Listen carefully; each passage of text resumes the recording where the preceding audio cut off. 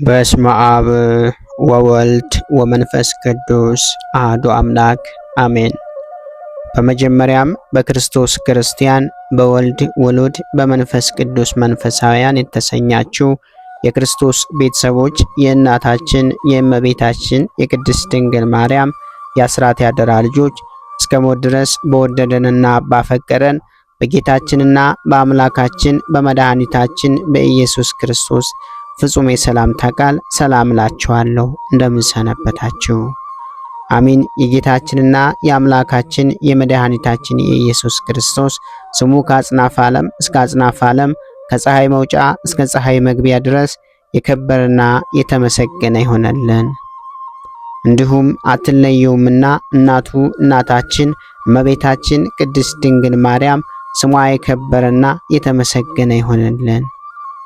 ቅዱሳን መላእክት፣ ቅዱሳን ጻድቃን፣ ቅዱሳን ሰማዕታት እግዚአብሔር ያከበራቸው ሁሉ እንደየክብራቸውና እንደየሞገሳቸው የተመሰገኑና የተከበሩ ይሆነልን።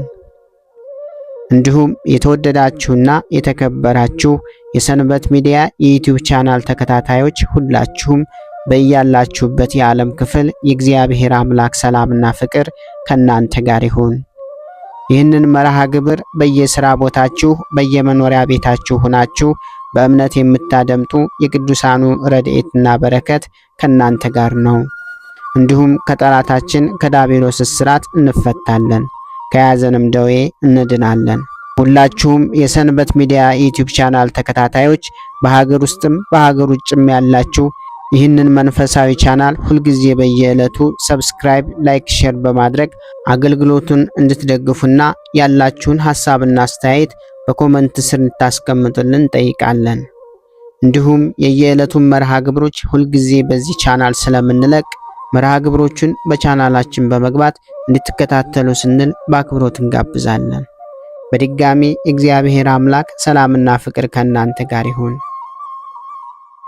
እንኳን በጥቅምት 26 ቀን ታስበውና ተከብረው ለሚውሉ ለቅዱሳን በዓላት ከ72ቱ አርድእት አንዱ ለሆነው ለቅዱስ ሐዋርያ ጢሞና በሰማዕትነት ያረፈበት የዕረፍቱ መታሰቢያ በዓል የጌታ ወንድም የተባለው ቅዱስ ያዕቆብ ወልደ ዮሴፍ መታሰቢያው በዓል በሰላም አደረሳችሁ አደረሰን።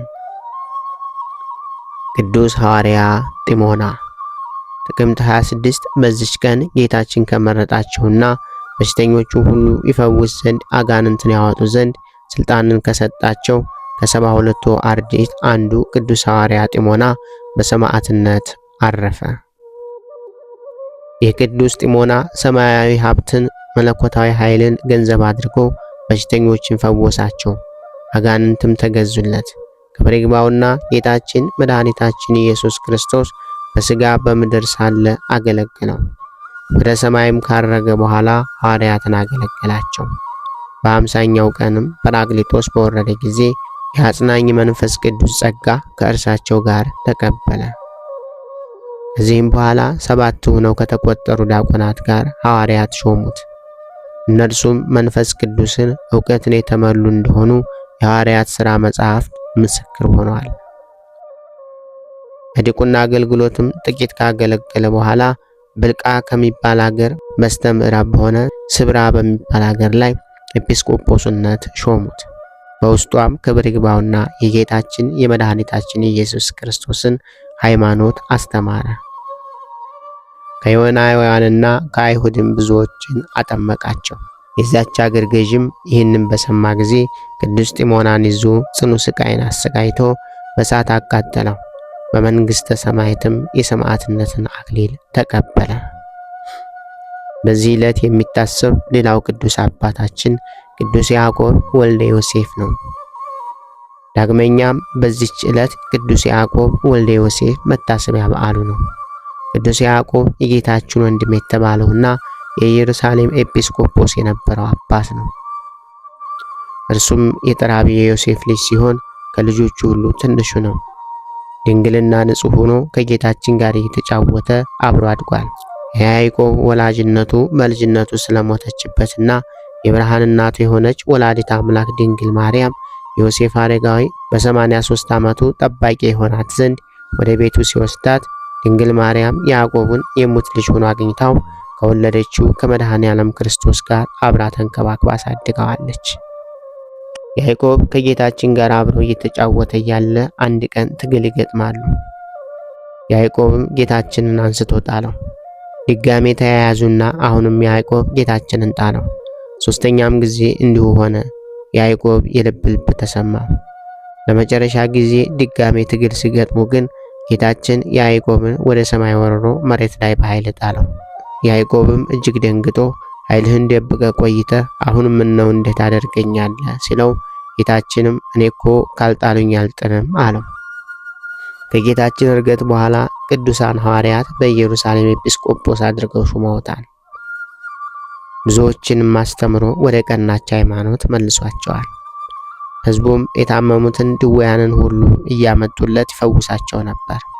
ከኢየሩሳሌም ውጭ እየሄደ ያላመኑትን አስተምሮ እያጠመቀ ቤተክርስቲያን ይሰራላቸው ነበር።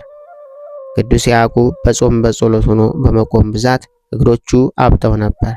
አንድ ቀን አይሁድ ተሰብስበው መጥተው ጌታችን የማን ልጅ እንደሆነ ይነግራቸው ዘንድ ወደ ያዕቆብ መጡ። እነርሱም ወደ ያዕቆብ የመጡት ጌታችን የዮሴፍ ልጅ እንደሆነና የእርሱም የሥጋ ወንድም እንደሆነ እንደሚነግራቸው አስበው ነበር። ነገር ግን ቅዱስ ያዕቆብ ከፍ ካለው ከሶስተኛው ወደብ ላይ ወጥቶ ጌታችንን የራሱ የያዕቆብና የፍጥረታት ሁሉ ፈጣሪ መሆኑን መሰከረባቸው። ዳግመኛም ጌታችን በፍጹም አምላክ መሆኑን የእግዚአብሔር ልጅ እንደሆነና ከአብ ጋርም ትክክል እንደሆነ መሰከረባቸው። ይህንንም በሰሙ ጊዜ አይሁድ እጅግ ተናደው በጽኑ ግርፋት ካሰቃዩት በኋላ ራሱን ቀጥቅጠው ገደሉት። ሰማዕትነቱንም ነሐሴ 18 ቀን በድል ፈጽሟል። ለእግዚአብሔር ምስጋና ይሁን። እኛንም በቅዱሳኑ ጸሎት ይማረን፣ በረከታቸውም ከኛ ጋር ትኖር ለዘላለሙ አሜን። ጌታ ሆይ ከብልጽግናቸው ብዛት የተነሳ ብዙ መባን ካገቡት ይልቅ የድሃይቱን አነስተኛ መባ እንደተቀበልክ ለሁል ጊዜ የሚያገለግልህን አላፍ መላእክት እያሳሰብ በችግሬ ጊዜ የማቀርብልህን ምስጋና ተቀበል።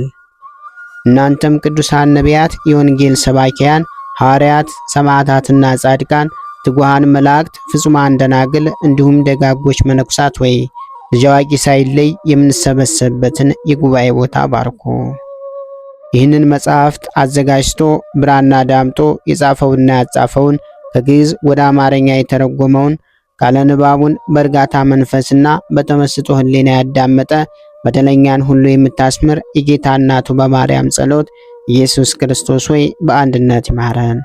ኢየሱስ ክርስቶስ ሆይ በአንድነት ይማረን። ኢየሱስ ክርስቶስ ሆይ በአንድነት ይማረን። ክብር ምስጋና ይሁን አንድ አምላክ ለሚሆን ለአብ ለወልድ ለመንፈስ ቅዱስ ስም እስከ ዘላለሙ አሜን። ወስብሐት ለእግዚአብሔር ወለወላዲቱ ድንግል ወለመስቀሉ ክቡር። ይቆየን።